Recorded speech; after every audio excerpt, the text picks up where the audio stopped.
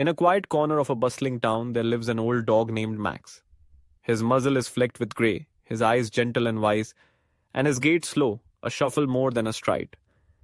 People pass him by, sometimes with a tired smile, more often without notice. To the smaller children, he is just another patch of faded fur lounging in the sun.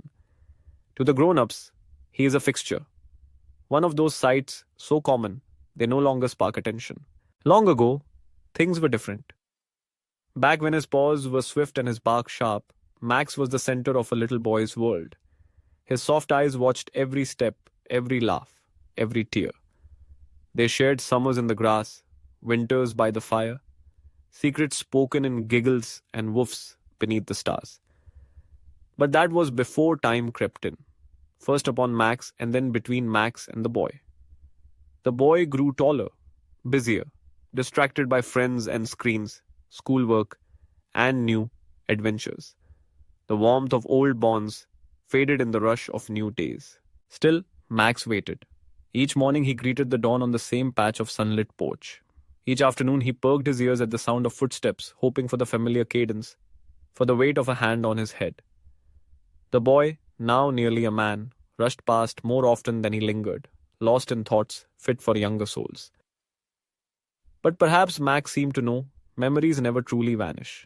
They simply lie dormant, waiting for a reason to shine.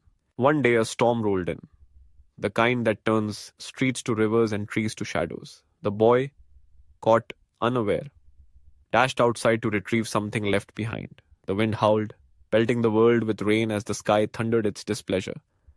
Outside the path was slick, puddles hiding the dips and edges that once seemed so familiar. The boy slipped, pain shooting through his ankle just as a flash of lightning cracked overhead. Inside, Max's old ears pricked up. Instinct awoke, strong and certain. It didn't matter that his bones protested, that the years weighed on every muscle. Loyalty surged through him, the kind without hesitation or doubt. He pushed out into the rain, nose to the ground, following the scent he'd always known, the one that called him to protect. The neighbors, who later saw them, huddled together beneath the shelter of a tree, would never forget the sight.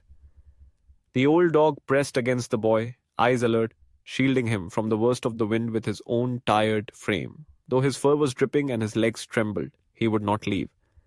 The boy leaned into Max, the bond of years rekindled in a single moment. For in the shadow of danger, the heart remembers what matters most. When the storm passed and help arrived, the two moved together, one limping, the other leaning side by side. The townspeople, once indifferent to Max's presence, suddenly saw him anew. They whispered in awe